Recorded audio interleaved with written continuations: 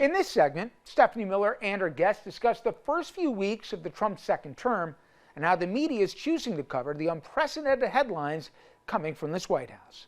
Here's Steph. To say, look, Scott's lying, and that's the problem with the Republican Party.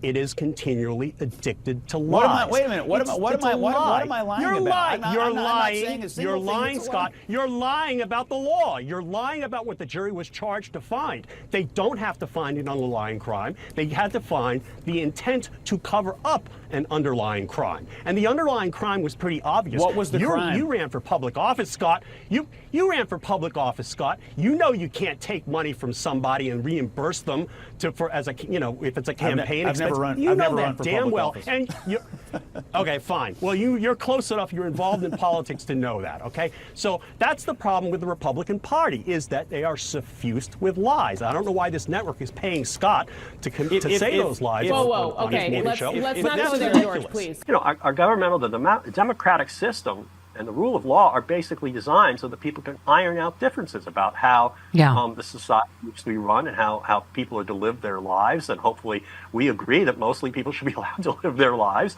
the way they want to, unless it affects somebody else. Well, that's and why. I think I was going to say, first of all, I think that's why you went to get that guitar during the break, because we're going to sing Kumbaya at the end of this. But my dad used to say in '64, the government has one hand in everybody's pockets and the other hand in everybody's business. And this is what we're running on now, is get out of our bedrooms, get out of... Absolutely right. Yeah. I'm sorry, I keep cutting you off. Right. No. I was going to say... I'm going to sing Kumbaya with you. Yeah. Go ahead. No, it's exactly right. There's a total role reversal of the parties in a lot of different ways. Obviously, there may be disagreements on spending, priorities, and other things like that, although the Republicans did not really acquit themselves on the fiscal discipline front when they were in office. Yeah. But the anti-American party is the Republican Party now. Yeah. Okay. There's no question about that. They're always running down the country. They're always saying it's a disaster. They're always saying it's terrible. They're saying half of America, or more than half of America, is terrible. And then your point about how that, there all these issues about national defense. They don't want to defend the country. They don't want to defend our allies. All of these themes. Yeah. And get out of people's business. All of these things were Republican themes, and they are not anymore, because the Republicans they hate the country, they hate people in the country, they want to basically destroy the system as it exists, and they want to basically tell people how they should live their lives, which has always been that's not what we're for, guys. Yeah. You must have... but it's all because the grievances that are on the new right, the Trumpism, they're just really bizarre.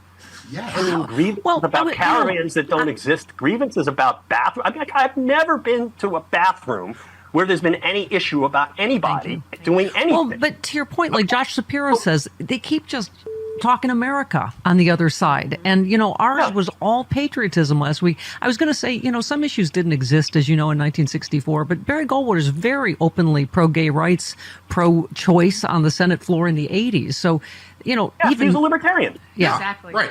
Yeah. But that's why your pack is my favorite pack, just Psycho Pack, because it shouldn't be partisan that Donald Trump is just clearly a psycho. Wacko. Talk to us about where the genesis of that. Well, the genesis is I've been banging this drum, as you may know, since 2018 and 2019. I was talking about this guy being a narcissistic sociopath. And that came about because I was trying to figure out, what is wrong with this guy? Yeah. There is something fundamentally wrong with this guy, and it's not just he's crazy, because he's crazy. We have crazy politicians. They're a little nutty, Ed Koch was a little crazy. We have some of my favorite politicians were a little crazy. Winston Churchill was a little crazy, right? Yeah. There's something different about this crazy, and it's not a good crazy. It's not something that should be mimicked. And finally, I read enough of the psychological literature that I failed to read in 2016, but I was open to it by 2017, trying to figure this out. And I read, in particular, a Rolling Stone article by a woman who, Alexa Morris, who basically went through the diagnostic criteria for narcissistic personality disorder under the DSM, and basically it's like check, check, check, check, check, check, check, Yeah. check, check. And I was like, okay, now I get it. And then I realized he's also a sociopath. So I started, I kept murmuring that to myself and talking to myself like this guy's, I can't believe people don't see this. And then finally I started tweeting it out. Yeah. And then he attacked me, and I've been on this kick for several years. It's like this man, and what bothers me most about it is that the mainstream media does not like to talk about it. They know it. They will acknowledge it privately, but there's a fear of talking about this as a mental disorder, which it is. And so, we're trying to counteract that. We're going to go around the media. We're trying to explain to the public that this man is not well. And what's great about it in politics is the best messages are those that confirm what you already know deep down. So in your guts, you know he's nuts. And then the second is to explain why those personality disorders are bad for a president. I mean, it should be obvious. You don't want anybody with these personality characteristics in charge of your life in any way, shape, or form. The third is to basically get the press to start talking about it. And we're kind of making some headway there because it's that they're more receptive to the weird. You even hear people talking about narcissism and in public commentary. Well, let's not go there. No, okay? we should go there. Scott is our colleague, and we're going to treat him respectfully as such. Continue. Well, he shouldn't lie. Here's my question: If it is an obvious crime, why did the Department of Justice and the Federal Election Commission take a pass on it?